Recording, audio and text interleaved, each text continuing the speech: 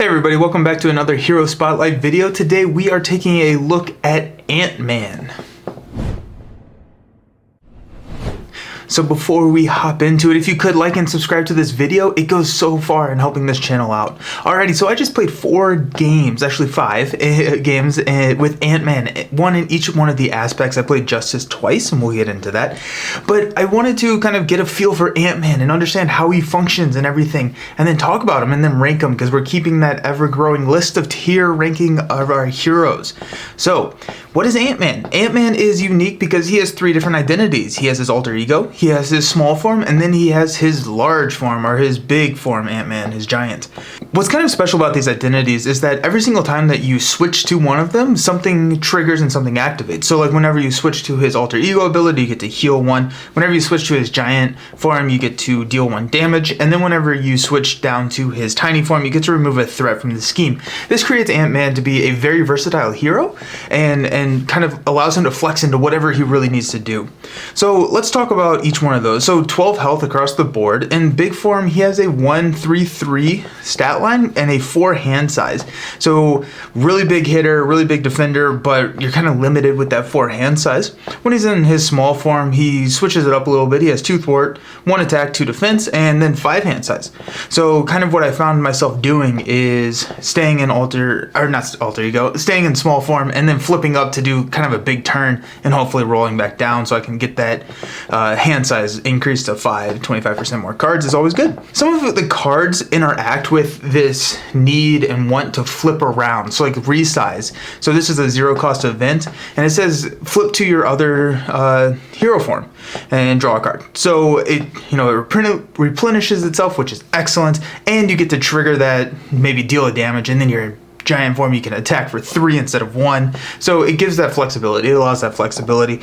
You also are able to flip once per turn, just as an action. And so if you wanted to, you could flip up to giant form, play a resize, and flip back down. So you get the ping damage and you get to remove a threat and go in with 5 hand size. So all around, very, very versatile hero. One of his best cards, I think, is his helmet. So this is a 3 cost upgrade, and it has the ability that states whenever you go into giant form, you get to heal 2 damage from your identity, and whenever you flip to tiny form, you get to draw a card. So this works really well with kind of the resize, so you can hop up into giant form, ping a damage, heal 2 with the helmet, and then maybe throw a resize down, drop back down into the small form, draw a card, and then you get to remove a threat. So there's a lot of combos that can happen just as he's switching back and forth. It's kind of funny. I played a game recently against Taskmaster, and Ant-Man and Taskmaster do not get along because he wants to flip a lot and Taskmaster likes to hit him with damage every single time he flips. So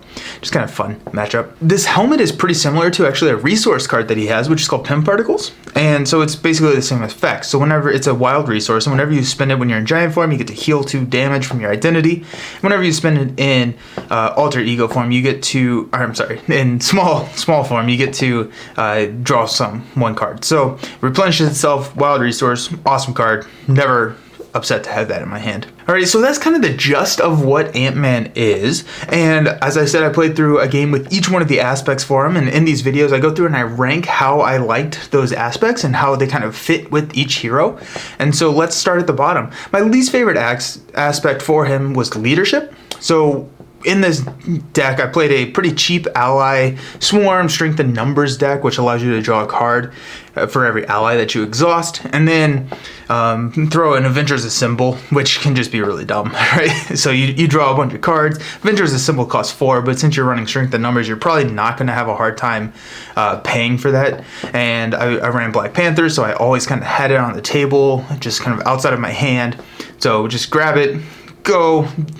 Strength and numbers, readies all of your Avengers. You get to do 1 extra damage. So, I mean, it's crazy. It's a lot of fun. It can do a lot of damage.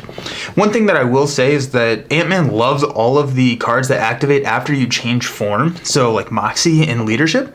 So you get flip and you get +1 to all your stats. So this actually can be triggered whenever you flip to or from small to giant or vice versa. It's kind of fun. I mean, it's a 0 cost event. You get to flip up and now you're sitting at a 4 attack in giant form. So, I mean, there's a lot of damage that can be dealt. But other than really Moxie, this deck can work with pretty much any good hero and function fairly well.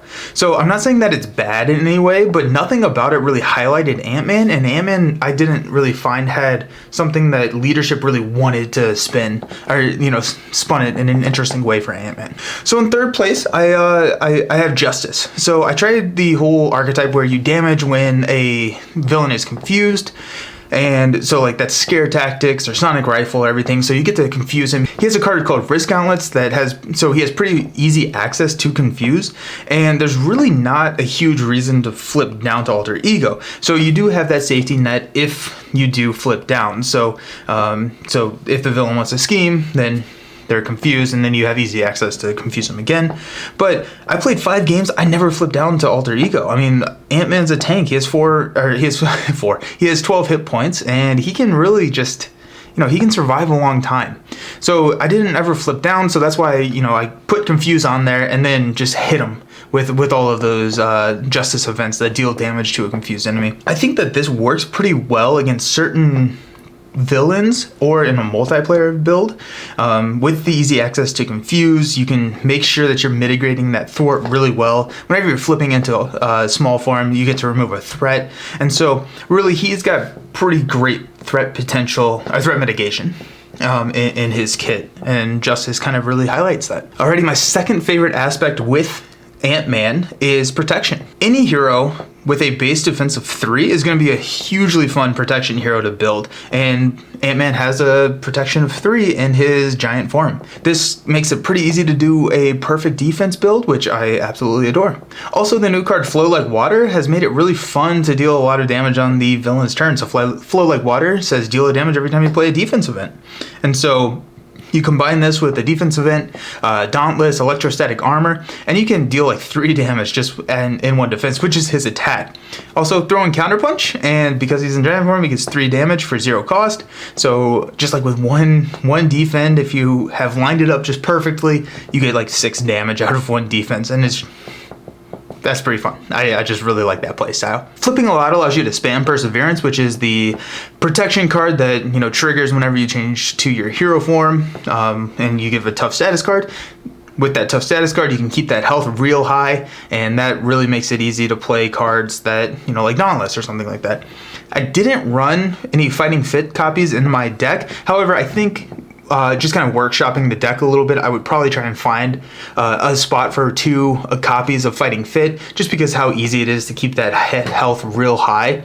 But all in all, protection is a great aspect for Ant-Man. I really enjoyed it. So that means that in first place, my favorite aspect with Ant-Man was aggression. So this was actually one of the most fun decks I have ever played or built. And the whole premise around this is to get his attack as high as possible. And I did this with Giant Strength, which are 2 of his signature cards. I say whenever you flip up to giant form, you get to give +1 attack for the rest of that turn. So right there, he's at 5 if you have 2 giant strengths. I was running 3 brute forces, 3 adrenaline rushes, combat training, and then on that flip up, and if you discard all 3 adrenaline rushes, your attack can get up to like 12. Brute Force is a card that I've never really looked at before, because after you make a basic attack, you have to discard Brute Force. And so that can get kind of nasty and like just not really cost efficient. However, we have a couple new cards like Smash the Problem, which you can exhaust your hero. It's a 1-cost aggression event. You can exhaust your hero and remove threat from a scheme equal to your hero's attack, which means you get to keep brute force. And then we got like Quick Strike. So it's a 2-cost event, and you get to deal damage equal to your hero's attack. So with 12, you don't even have to exhaust, you get to keep it around. Quick Strike, or even like an As-1, which is an alliance card, and just deal a ton of damage. And then if you wanted to, you could swing, right? So if you're triggering those adrenaline rushes, you're up to 12 attack. Throw a Quick Strike, deal 12, do an As-1, 24, and then swing for 36 damage in 1 turn. I mean, it was just a total blast. It was so much fun to play. I had a ton of fun with it. I don't know. For some reason, that just felt like a really fun deck to play. And so, yeah, aggression was my favorite with Ant-Man because of some of the new cards that have come out, and you can really kind of, exploit some of those new cards that we're seeing. So what did I think about him overall? So overall, Ant-Man falls into the A tier category for me, absolutely. So he is a very strong, very fun hero, and we're ranking them on strength. So not necessarily funness, although I think he would make it into an A in both of those categories. But A tier hero, the only other A tier hero we have on our hierarchy right now is Captain Marvel, and I'm trying to debate where I want to put him here. I think he goes a little bit behind Captain Marvel. I think Captain Marvel is all in all a more strong hero, especially in solo play. I think that Captain Marvel can just blitz damage and do a ton and doesn't require as much setup as Ant-Man does. However, it could be debated either way. I think Ant-Man and Captain Marvel are right there in that tier ranking system to be, you know, close and flip back and forth depending on what card you have or what aspect you're running. However, A tier, excellent hero, highly recommend Ant-Man. So, like, what is your favorite aspect with him? Do you think that he's an A-tier hero? Do you like Ant-Man? What do you think? Let us know in the comments or join the Discord and let's talk about him there. Also, I am running through every single hero. So we are 3 in. Actually, we're a little bit more in. I need to make a couple of these videos for the ones I've already played. But you can vote for who I play next in the video description. So there's a link there. You can go in and vote. And let's see who we're going to hop into next.